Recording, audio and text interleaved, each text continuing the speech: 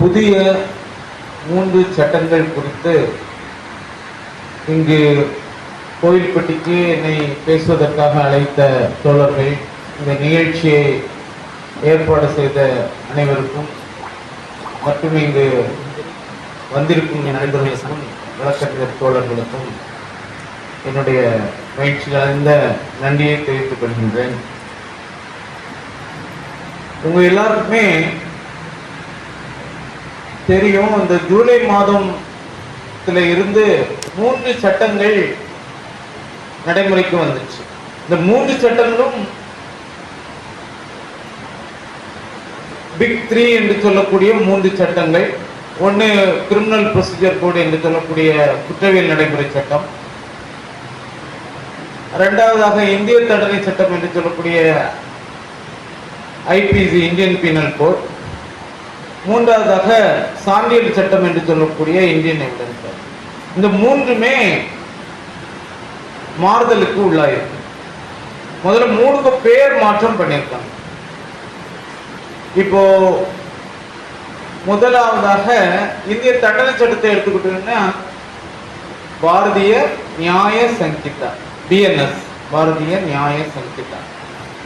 ரெண்டாவது குற்றவியல் நடைமுறை சட்டம், கிரிமினல் ப்ரொசீஜர் கோட் பொறுத்த வரைக்கும் பிஎன்எஸ்எஸ், பாரதிய நாகரிக் சுரக்ஷா சங்கிதா.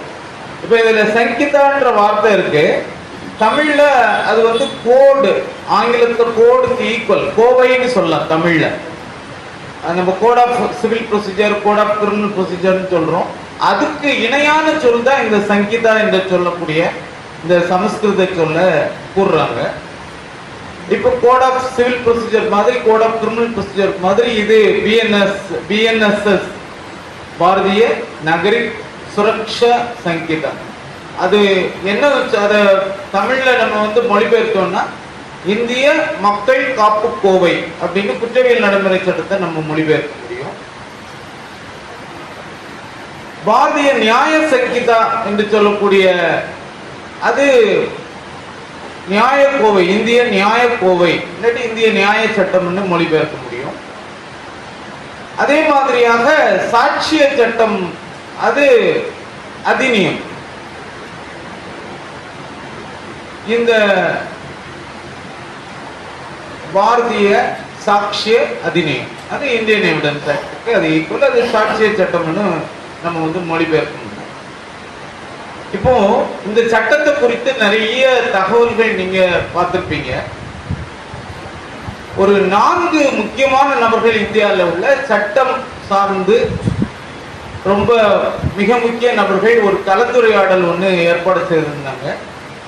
ஒரு இணையதள கருத்தரங்கு, கபில் சிபல் என்று சொல்லக்கூடிய மூத்த வழக்கறிஞர், இன்னொன்று ப. சிதம்பரம் என்று சொல்லக்கூடிய மூத்த வழக்கறிஞர், அமைச்சராக இருந்திருக்கிறாரு. அடுத்து மதன் லோகூர் என்று சொல்லக்கூடிய உச்ச நீதிமன்ற நீதிபதியாக இருந்த ஒரு புகழ்பெற்ற நீதிபதி, இன்னொன்று குப்தா என்று சொல்லக்கூடிய ஒரு பெண் நீதிபதி, அவங்க புதுடெல்லியில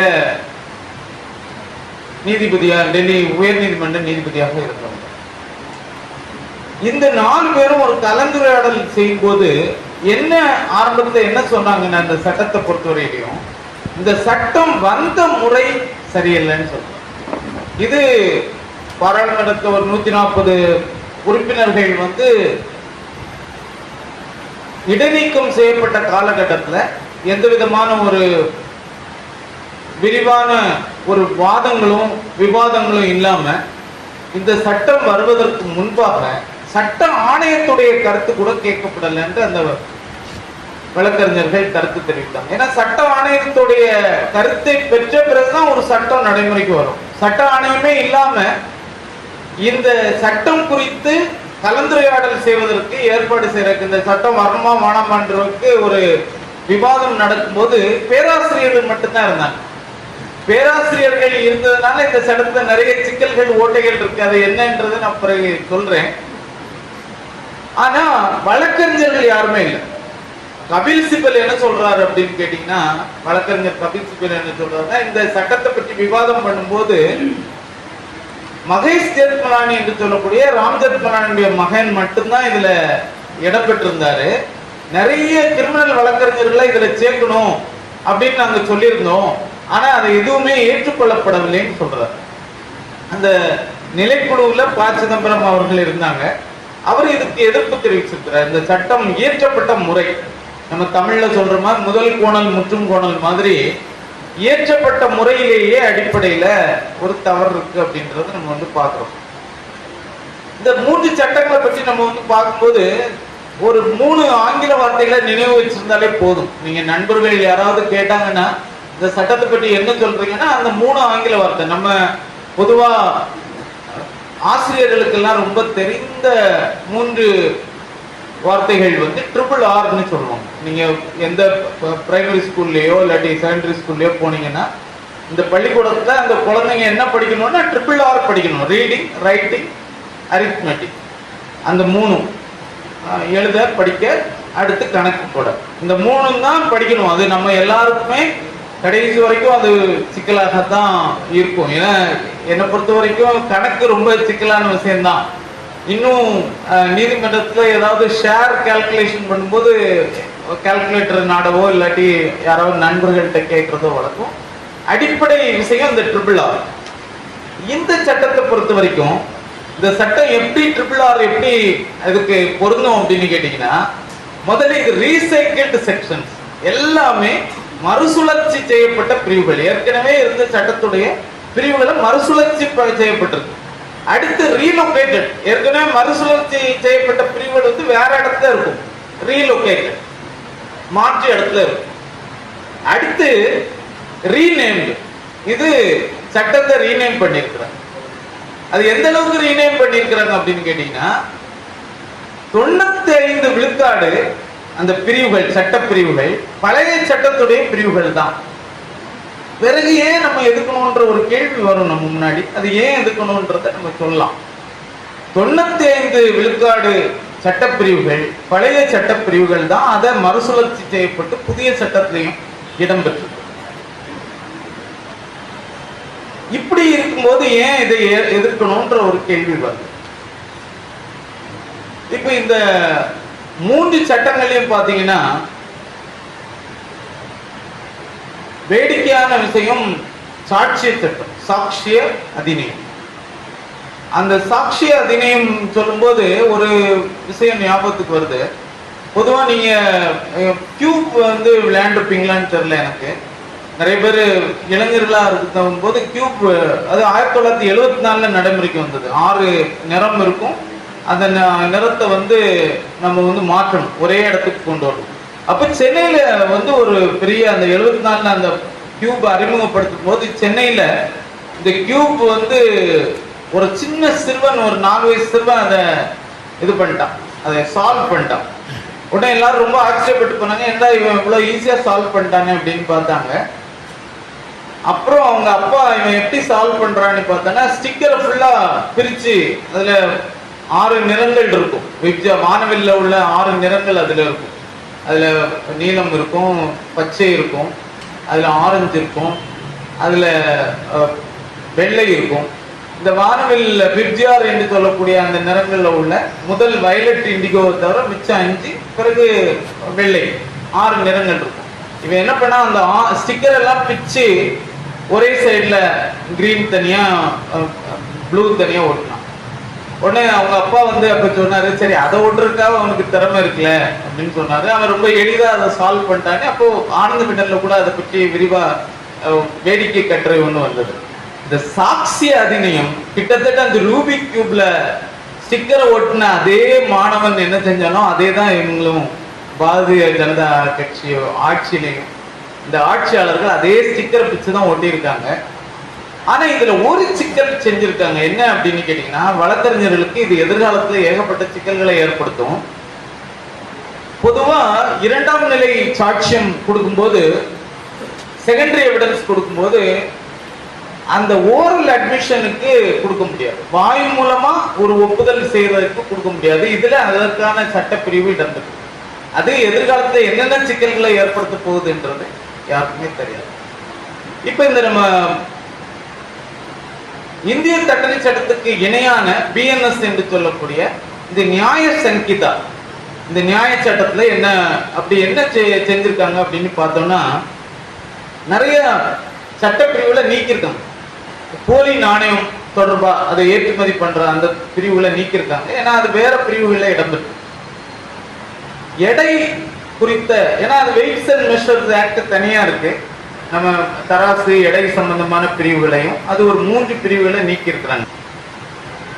தக்குன்னு சொல்ற ஒரு குற்றத்தையும் நீக்கி இருக்கிறாங்க. இது வழக்கமா நீங்க பாத்தீங்கன்னா, தக்குன்ற குற்றம் நம்ம இந்திய தண்டனை சட்டம் 1860 ஏற்றப்பட்டது. அது அந்த நேரத்துல சிப்பாய் கழகம் இருக்கும்போது வெள்ளக்காரர்கள் வந்து இதை எப்படியாவது ஆங்கிலேயர்கள் இந்த இந்தியால ஒரு சட்டம் ஒழுங்கை ஏற்படுத்துவதற்காக கொண்டு வரப்பட்டது இந்த 1860 இந்திய தண்டனை சட்டம்.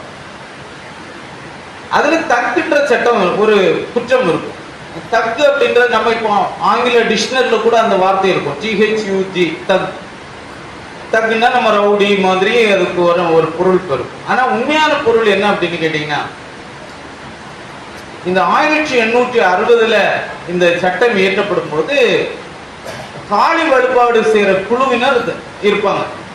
குறிப்பா வட இந்தியால, தென்னிந்தியால தக்கு அதிகமா இல்லை, வட இந்தியால இருப்பாங்க.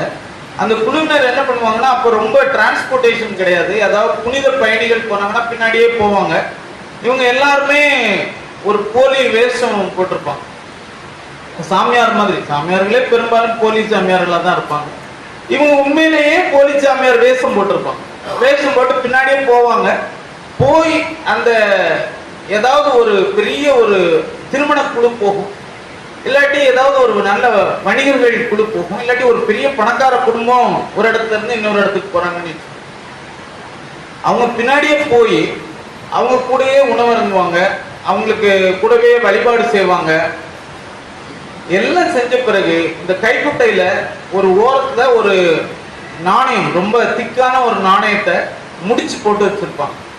அவங்க ஒரு சிக்னல் கொடுப்பாங்க. ஏன்னா அவங்க இந்த என்னைக்கு அவங்க காளி உத்தரவு கொடுக்குறாங்களோ அன்னைக்கு, ஏன்னா ஒரு இடத்துல இருந்து இன்னொரு இடத்துக்கு போறதுக்கு, இப்ப நாக்பூர்ல இருந்து டெல்லி போறாங்கன்னா அது ஒரு கேரவன்ல தான் போவாங்க. ரொம்ப நாள் ஆகும், 1 மாசம் மேலேயே ஆகும். இது போகும்போது ரொம்ப பழகி அந்த சிக்னல் கொடுக்கும்போது அந்த குழுவுல, அந்த வணிகர் குழுவிலையோ இல்லாட்டி திருமண குழுவிலையோ இருக்கிற எல்லாரையுமே கொண்டு போட்டுருவாங்க. இது தக்குன்ற குற்றம். இது அந்த கூட்டத்துக்கு, இந்த கூட்டத்துக்கு எப்படி ஆள் சேர்ப்பாங்கன்னா, அது ஒரு ஜாதி பிரிவு கிடையாது. எப்படி ஆள் சேர்ப்பாங்கன்னா, இந்த கொலை செய்யறதுல ஏதாவது குழந்தைகள் இருந்தாங்கன்னா அந்த குழந்தைங்க மட்டும் அவங்க கூட்டத்துல சேர்த்துப்பாங்க. அப்படியே அந்த கூட்டம் 30ல இருந்து 40 பேர் இருக்கும், அது பெருகிட்டே இருக்கும். இந்த தக்கு பிரிவை வந்து அவங்க டெலீட் பண்ணியிருக்காங்க. அது சிம்பிளா சார் சொன்ன மாதிரி ஒரு 100க்கும் மேற்பட்ட திருத்தங்கள் இருக்கு, அது சிம்பிளா அதை டெலீட் பண்ணியிருந்திருக்கலாம். அதுக்கு இவ்வளவு பெரிய ஒரு சிக்கல் தேவையில்லை.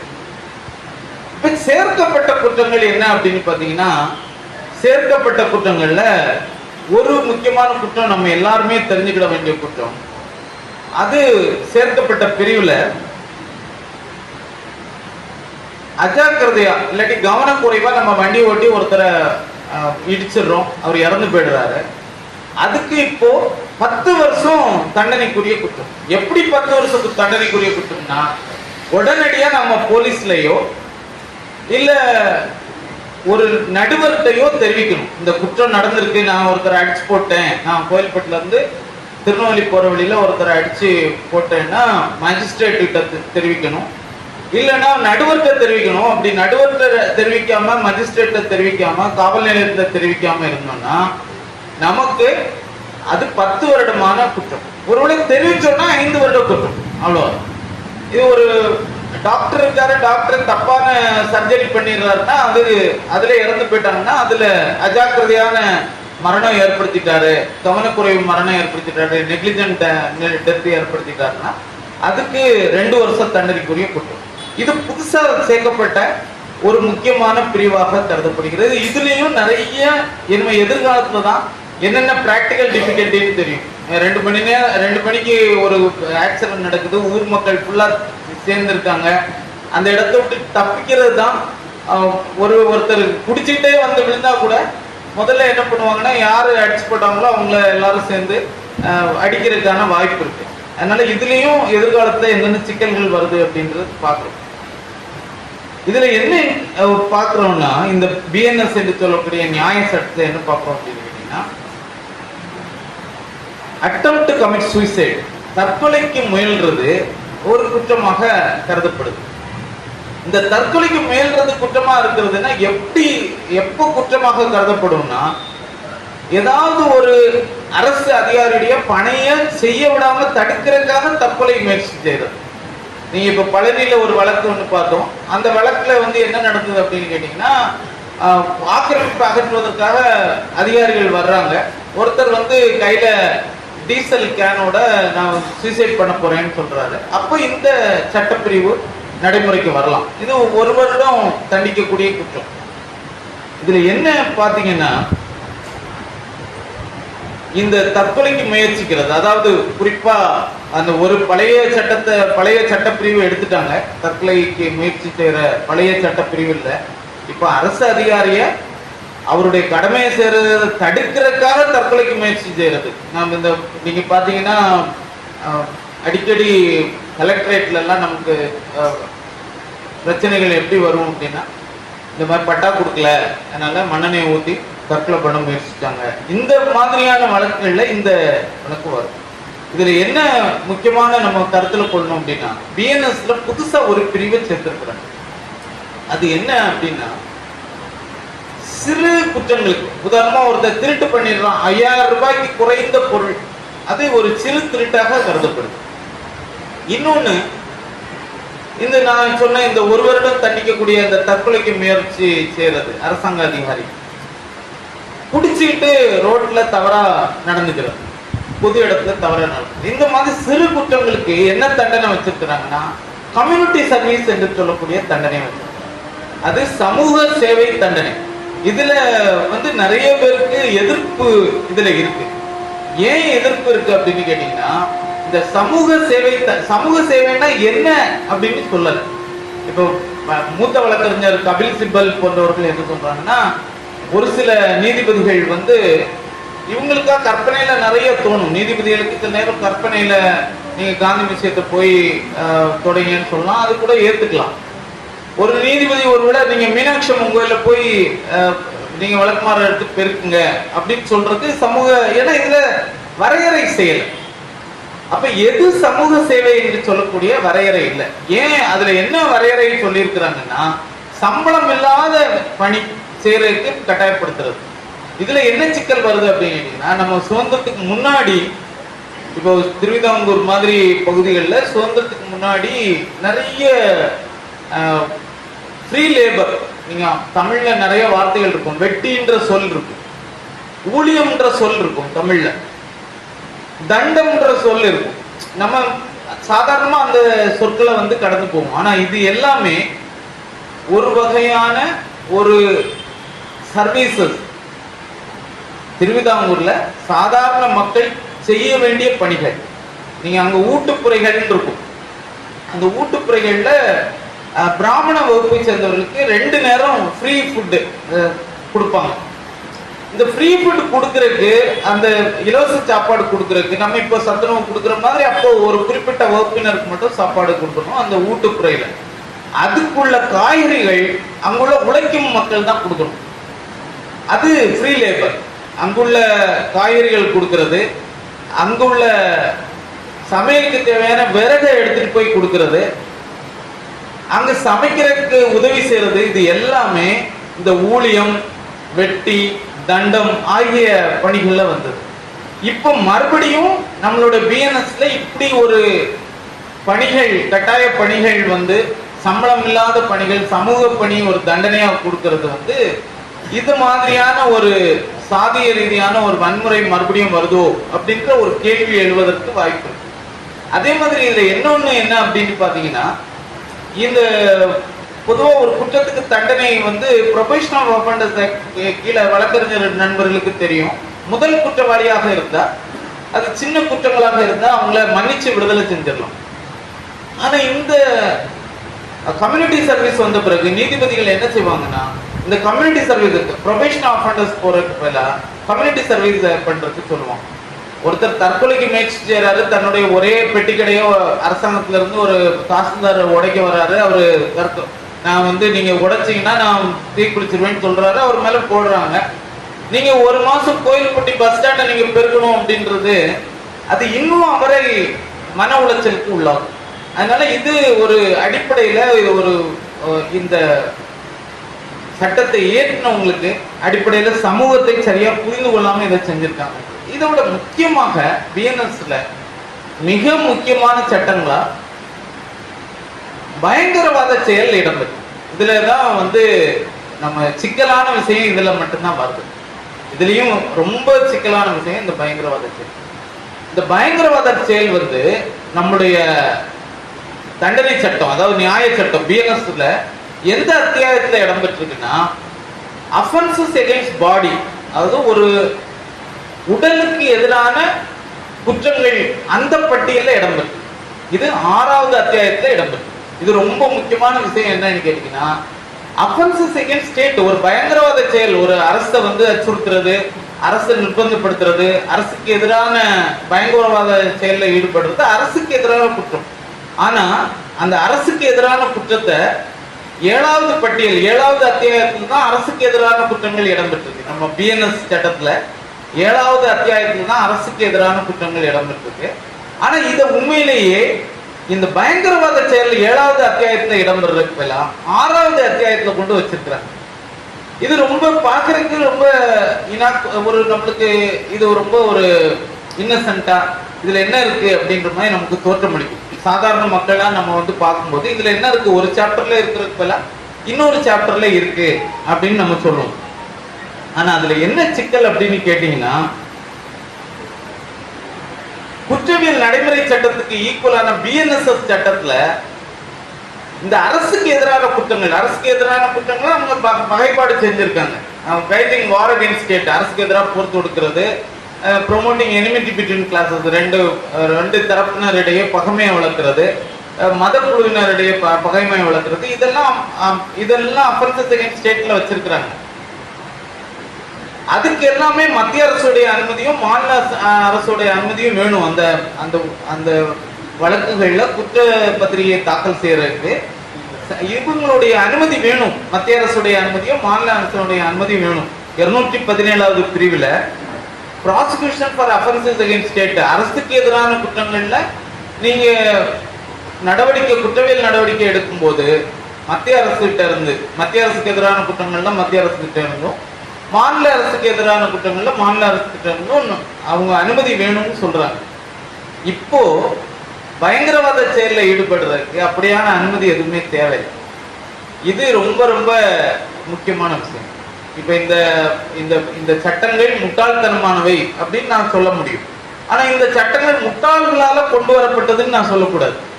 ஏன்னா அப்படி சொன்னா அது பயங்கரவாத செயலா கூட சொல்ல முடியும். அப்போ இந்த மாதிரியாக பயங்கரவாத செயல்களை நம்ம கொண்டு வரும்போது மத்திய அரசுடைய அனுமதியும் தேவையில்லை, மாநில அரசுடைய அனுமதியும் தேவையில்லை. இந்த சட்டத்துல மிக முக்கியமான இந்த நீக்கப்பட வேண்டிய பிரிவுகளாக இதை வழக்கறிஞர்கள் இதை பார்க்கறாங்க. அதே மாதிரி நடைமுறை சட்டத்துல சிக்கல்கள் என்ன இருக்கு அப்படின்னு பாத்தீங்கன்னா, இன்றைக்கு நடைமுறை சட்டத்துல போலீஸ் காவல்ல 15 நாள் எடுக்கலாம். இப்போ இருக்கிற பழைய சட்டத்துல குற்றவியல் நடைமுறை சட்டத்துல 15 நாள் எடுக்கலாம். 10 வருஷத்துக்கு மேல தண்டிக்கக்கூடிய குற்றங்களுக்கு 90 நாள் விசாரணை நேரம், 90 நாளைக்குள்ள விசாரணை முடிக்கணும். 10 வருஷம் கீழேன்னா 60 நாள்ல விசாரணை முடிக்கணும். இப்போ ஒருத்தர் கைது பண்ணிடுறாங்க. கைது பண்ண உடனே அவரை முதல் 15 நாள்ல போலீஸ் காவல்ல எடுக்கணும். ஃபர்ஸ்ட் ரிமாண்டுக்கு அதான் இப்ப இருக்கிற சட்ட நிலைமை. முதல் 15 நாளைக்குள்ள போலீஸ் காவல்ல எடுக்கணும். ஆனா புது சட்டத்துல எப்படி இருக்கு அப்படின்னு கேட்டீங்கன்னா, ஒருவேளை 10 வருஷத்துக்கு குறைந்த குற்றங்கள்ல 60 நாள் வரைக்கும் விசாரணை முடிக்கணும்னு இருக்கிறதுனால முதல் 40 நாளைக்குள்ள ஸ்ப்ரெட் பண்ணி எடுத்துக்கலாம். 15 நாள் தான் டைம். அந்த 15 நாள் தான் போலீஸ் காவல்ல எடுக்க முடியும். முதல் 10 நாள் ஒரு 2 நாள் எடுத்துக்கலாம், ரெண்டாவது 10 நாள் ஒரு நாள் எடுத்துக்கலாம், கடைசி 10 நாள் ஒரு 8 நாள் எடுத்துக்கலாம். இப்படி ஸ்ப்ரெட் ஓவர் பண்ணி இந்த 40 நாளைக்குள்ள எப்போ வேணாலும் அந்த 15 நாள் ஒரு பெயில் கிடைக்கிறதுக்கு முன்னாடி 40 நாள்ல எப்போ வேணாலும் எடுத்துக்கலாம். அதே மாதிரி பெரிய குற்றங்களுக்கு, கொலை போன்ற பெரிய குற்றங்களுக்கு அது 90 நாள்ல விசாரணை முடிக்கணும். அதுல மொத 60 நாளைக்குள்ள எப்ப வேணாலும் 15 நாளைக்கு கஸ்டடி எடுத்துக்கலாம், ஸ்ப்ரெட் ஓவர் பண்ணிக்கலாம். கடைசி 55வது நாள் கூட போலீஸ் வந்து எங்களுக்கு இதுக்கு வேற விசாரிக்கணும், கஸ்டடி எடுக்கணும். இதுல என்ன சிக்கல் வருது அப்படின்னு கேட்டீங்கன்னா, மூத்த வழக்கறிஞர்கள் என்ன கருதுறாங்க அப்படின்னு கேட்டீங்கன்னா, இப்போ ரொம்ப எளிதாக பெயில் கிடைக்கிறது 60 நாள், பெரிய வழக்குல குறைந்தபட்சம் 60 நாள் அவர் உள்ள இருந்தாதான் கிடைக்கும். ஏன்னா போலீஸ் எப்படி அதை அந்த பெயில் பிணை மனுவை எப்படி எதிர்ப்பாங்கன்னா, எங்களுக்கு அவர் கஸ்டடி எடுக்க வேண்டியிருக்கு, நாங்க 50வது நாள்ல கூட போடுவோம். ஏன்னா முன்னாடி உள்ள சட்ட நிலைமையில 15 நாள் தான் எடுக்க முடியும், முதல் 15 நாள் தான் எடுக்க முடியும். இப்போ அப்படி இல்லை. அது ஒரு முக்கியமான ஒரு திருத்தமாக பார்க்கிறோம். இந்த புதிய நடைமுறை சட்டத்துல, பிஎன்எஸ்எஸ் நடைமுறை சட்டத்துல சாட்சியத்தை, எவிடன்ஸை வீடியோகிராஃப் மூலமா, இது உங்களுக்கு காணொலி காட்சி மூலமா அந்த சாட்சியத்தை எடுக்கிறது அரசாங்கம் ஒரு சில கட்டடங்களை இந்த கட்டடத்துல வச்சு எடுக்கலாம்னு சொல்லுவாங்க. அது பொதுவாக கோர்ட்டு கட்டடத்தை தான் நோட்டிஃபை பண்ணுவாங்க. இதுலயும் சிக்கல் இருக்கு. என்ன அப்படின்னு கேட்டீங்கன்னா, காவல் அதிகாரிகள் அந்த இன்ஸ்பெக்டர் மட்டும்தான் அவரு ஆவணங்களை பார்த்து சாட்சின்னு சொல்லுவார். மற்ற சாட்சிகள் எல்லாருமே அரசு காவல்துறைக்கு கொடுத்த 161 ஸ்டேட்மெண்ட் சொல்லக்கூடிய அந்த வாக்குமூலத்தை அங்க உட்கார்ந்து படிச்சு பார்த்துட்டு சொன்னாங்கன்னா அதை தடுக்கிறதுக்கான வாய்ப்பு இதுல இல்லை. அதனாலதான் என்ன சொல்றாங்கன்னா, இப்போ மதன் லோகூர் போன்ற உச்சநீதிமன்ற நீதிபதிகள் என்ன சொல்றாங்கன்னா, பொதுவா ஒரு சாட்சி கையிருப்பு சாட்சினோன்னா பார்த்த உடனே தெரிஞ்சிடும் ஜட்ஜிக்கு. பார்த்த உடனே எத்தனை வழக்குகள்ல சாட்சியம் கொடுத்துருக்கான்னு பார்த்து தெரிஞ்சிடும். டெமினர் ஆஃப் தி விட்னஸ் தெரிஞ்சிருக்கும். அவன் கண்ணை பார்த்து பேசுறானா இல்ல தரையை பார்த்து பேசுறானான்றது அந்த சாட்சியத்தோடைய நம்பகத்தன்மை, டெமினர் ஆஃப் விட்னஸ் தெரியும். இந்த வீடியோல அவங்க வந்து சாட்சியத்தை ரெக்கார்ட் பண்ணும்போது இந்த டெமினர் ஆஃப் விட்னஸ் தெரியறதுக்கான வாய்ப்புகள் இல்லை அப்படின்னு சொல்றோம். இப்ப இதுல முக்கியமான இன்னொரு என்ன பார்க்கறோம் அப்படின்னு கேட்டீங்கன்னா, ஆர்எஸ்எஸ் போன்ற அமைப்புகள் வந்து மாஸ் ட்ரில் பண்ணிட்டு இருக்காங்க. லத்திய வச்சு அவங்க ட்ரௌசர் போட்டு லத்திய வச்சு ட்ரில் பண்ணி நடை செய்யறது, இல்ல மாஸ் ட்ரில் எல்லாரும் சேர்ந்து ஒரு பயிற்சி செய்யறது, பொது இடங்கள்ல இல்லாட்டி சாலைகள்ல மார்ச் பண்ணி அணிவகுத்து செல்றது, இது நடந்தது. இது பழைய சட்டத்துல அது தடுக்கப்பட்டது. அது 144A என்று ஒரு பிரிவு சொல்லி அதை தடுத்தாங்க.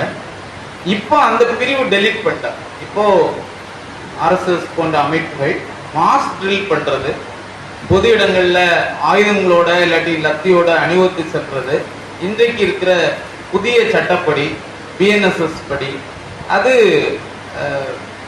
இல்லை, அந்த மாதிரியான தடை இல்லை. அதனால யார் வேணாலும் அணிவகுப்பு செய்ய முடியும்.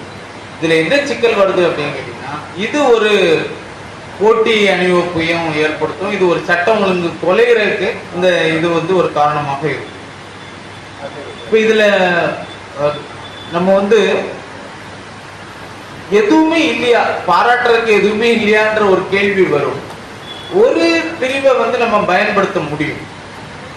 அது என்ன பிரிவு அப்படின்னு கேட்டீங்கன்னா, அட்டாச்மெண்ட் ஆஃப் ப்ராப்பர்ட்டி 107ல நிறைய இந்த ஒரு இடத்துல முதலீட்டை ஈட்டுறேன்னு சொல்லி சட்டவிரோதமா பொதுமக்கள்கிட்ட முதலீடு வாங்கி ஓடி போயிடுறது, அவங்களோட சொத்துக்களை உடனடியா அட்டாச் பண்ணி, ஏற்கனவே ப்ரிவென்ஷன் ஆஃப் மணி லாண்டரிங் ஆக்ட்ல இருக்கிற அதே ப்ரொவிஷன் தான் இந்த பணச்செலவை சட்டத்துல இருக்கிற அதே பிரிவு. இதுல அட்டாச்மெண்ட் ஆஃப் ப்ராப்பர்ட்டி சொத்துக்களை ஜப்தி செய்யறதுக்கான பிரிவுகள் இடம்பெற்றிருக்கு. ஆனா இந்த பிரிவு இடம்பெறுவதற்கு மட்டுமே இந்த ஒரு 95 விழுக்காடு சட்டத்துக்கு பெயர் மாற்றணுன்ற அவசியம் இல்லை. இதுல இன்னொரு முக்கியமான விஷயம் வந்து பாத்தீங்கன்னா, இந்த சட்டத்துல சாட்சிய அதிநியம் என்று சொல்லக்கூடிய இந்த எவிடன்ஸ் ஆக்ட்ல முதல் பிரிவுல என்ன சொல்றாங்கன்னா, அந்த சட்டத்துல நான் ஏற்கனவே சொன்னேன் ஒரு சேஞ்சுமே இல்லை. அதுல மற்ற சட்டங்கள்லயாவது 5 விழுக்காடு மாற்றங்கள் இருக்கு அப்படின்னு சொன்னோம்னா, இந்த சாட்சிய அதிநியத்துல ஒரு விழுக்காடு கூட மாற்றங்கள் இல்லை. ஆனா அவங்க என்ன மாற்றம் பண்ணியிருக்காங்கன்னா, it extends to whole of India, இது இந்தியா முழுமைக்கும் பொருந்தும் என்று சொல்லக்கூடிய வார்த்தையில இந்தியாவை டெலீட் பண்ணிட்டாங்க. இந்தியா இல்லை. இந்த நம்முடைய சாட்சிய சட்டத்துல, இந்த சான்றியல் சட்டத்துல இந்தியா என்ற வார்த்தை இடம்பெறல. முதல்ல it applies to whole of India, India முழுமைக்கு பொருந்துன்னு இருக்கிற இந்தியா என்ற வார்த்தையை கட் பண்ணி எடுத்துட்டாங்க. இப்ப இதுல இறுதியாக மாநில அரசு என்ன பண்ண முடியும்ன்ற ஒரு கேள்வி வரும் நமக்கு. இப்போ சட்டத்துல எப்படிதான் நம்ம இந்த சட்டத்தை திரும்ப திரும்ப திரும்ப திரும்ப படிச்சாலும் நம்ம பாரதிய சாட்சிய அதிநியம் இல்லாட்டி பாரதிய நாகரிக் சுரக்ஷா சங்கிதா இல்லாட்டி நியாய சங்கிதா என்ற வார்த்தைகள் எல்லாம் நமக்கு நிச்சயமாக நம்மளால சரியாக உச்சரிக்கவே முடியாது. நம்ம இது தூத்துக்குடிய வெள்ளக்காரன் சுற்றுப்பொறியல்னு சொன்ன மாதிரி தான் நம்ம தப்பு தான் உச்சரிக்க முடியும். அப்ப மாநில அரசுக்கு ஒரு வாய்ப்பு, என்ன வாய்ப்பு இருக்கு அப்படின்னு கேட்டீங்கன்னா, இந்த சட்டத்துல நீங்க ஒரு வழக்கறிஞர் அமைப்புகள் இல்ல நம்ம மாதிரியான ஒரு பொது அமைப்புகள் சேர்ந்தவங்க, ஒவ்வொரு தமிழ்நாட்டில் இருக்கிற வழக்கறிஞர் அமைப்புகள் தான் என்ன செய்ய முடியும் அப்படின்னு கேட்டீங்கன்னா, 307வது பிரிவு, இந்த பிஎன்எஸ்எஸ் சட்டத்துடைய 307வது பிரிவு லாங்குவேஜ் ஆஃப் தி கோர்ட்ஸ் பற்றி சொல்லுது. நீதிமன்றங்கள்ல என்ன விதமான மொழி இருக்கணும், இந்த நீதிமன்றங்களுடைய மொழி என்ன விதமா இருக்கணும்ன்றது மாநில அரசு அதை முடிவு செய்து கொள்ளலாம். நம்ம இப்போ நம்மளுடைய வழக்கறிஞர்கள நம்ம வழக்குகள் போடும்போது குற்றவியல் நடைமுறை சட்டம் பிரிவு 311 அப்படிதான் போடுவோம்னு நினைக்கிறேன். இப்போ நம்ம பெட்டிஷன் போடும்போது 311 போடும்போது தமிழ்ல எழுதுவோம்ல, தமிழ்ல எழுதும்போது குற்றவியல் நடைமுறை சட்டம் பூனா சாணி போடுவோம், பூமி பூசா குற்றவியல் நடைமுறை சட்டம் இந்த மாதிரி இப்போ போடுறோம். ஆனா ஒரிஜினல் ஆக்ட் எப்படி இருக்குன்னா கிரிமினல் ப்ரொசீஜர் கோடுன்னு இருக்கு. ஆனா நம்ம எழுதும் போது குற்றவியல் நடைமுறை சட்டம் இருக்கு. இப்போ மாநில அரசு என்ன செய்ய முடியும்னு கேட்டீங்கன்னா, இந்த